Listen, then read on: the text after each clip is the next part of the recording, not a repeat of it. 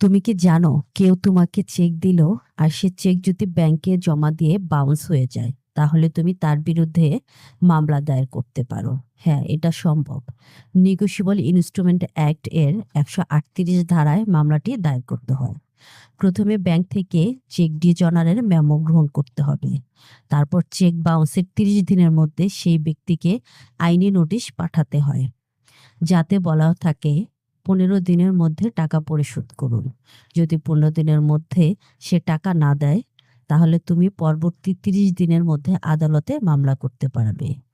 মামলা করতে হবে সে এলাকার মেট্রোপলিটন ম্যাজিস্ট্রেট বা জুডিশিয়াল ম্যাজিস্ট্রেট প্রথম শ্রেণীর আদালতে, যেখানে চেক জমা দেওয়া হয়েছে। দোষী প্রমাণিত হলে অভিযুক্তর 2 বছর পর্যন্ত জেল অথবা টাকার দ্বিগুণ পরিমাণ জরিমানা হতে পারে। এখানে 30 দিনের কথা বলা হয়েছে, মানে 30 কার্য দিবস।